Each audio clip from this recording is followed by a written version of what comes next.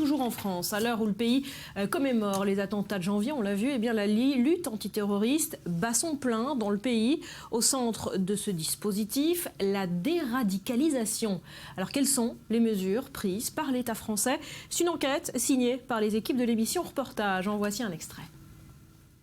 13 novembre 2015, Paris, au Bataclan, au Stade de France, devant les terrasses des cafés fréquentées par une jeunesse insouciante, le terrorisme frappe comme jamais auparavant. Les auteurs des faits, de jeunes Français radicalisés.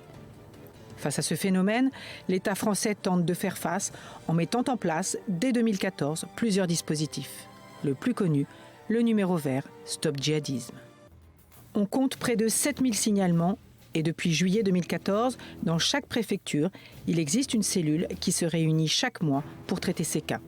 La réponse peut être immédiate, retrait de passeport, assignation à résidence, fichage. Malheureusement, toutes les enquêtes n'évitent pas le pire. J'ai dit bon, ils sont surveillés, ils étaient fichés, donc ils ne partiront pas. Et donc 3 semaines après, j'ai appris par la maman de son compagnon qu'ils étaient arrivés en Syrie tous les deux. Désembrigader ces jeunes, c'est bien la mission du Centre de prévention des dérives sectaires liées à l'islam. Dounia Bouzar, qui le dirige, travaille sur ces questions depuis une dizaine d'années. En 2 ans, elle a désendoctriné 700 jeunes et en a empêché 234 de partir. 50% du travail se passe par les parents. Il arrive de désembrigader sans jamais voir l'enfant. J'ai une jeune qui s'est effondrée en regardant le film de Sabat Mitzah sur le mur que la mère a projeté. La méthode de Dounia Bouzar semble aujourd'hui reconnue, mais pour ceux qui sont passés à l'acte et se retrouvent en prison, quelle est la prise en charge?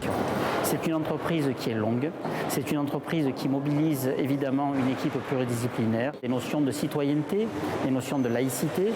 Ce programme reste expérimental et la plupart des jeunes emprisonnés à leur retour de Syrie ne bénéficient d'aucun accompagnement spécifique.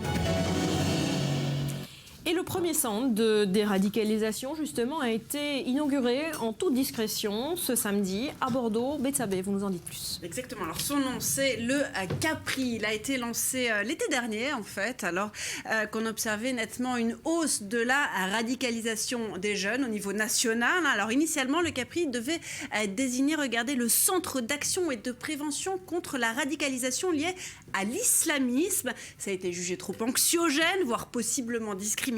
Alors le centre luttera finalement contre la radicalisation des individus. Alors l'objectif du Capri, c'est en effet de repérer ces personnes qui sont en voie de radicalisation et puis de les prendre en charge. Et ensuite, comment s'y prennent-ils? Alors comment repérer? Eh bien grâce à un site notamment où vous pouvez signaler un cas préoccupant. Alors on le note de façon confidentielle. Le centre déterminera alors selon une série de critères si la personne est en radicalisation, si elle s'isole peut-être de ses amis, si elle tient des discours antisémites, antisociaux, peut-être si elle légitime même la violence. Et puis une fois ce cas préoccupant repéré, comment le prendre en charge? Eh bien c'est une première, c'est un duo d'experts psychologues et de représentants religieux qui vont tenter ensemble de démonter un peu les discours, les théories du complot, les discours radicaux et tout ça.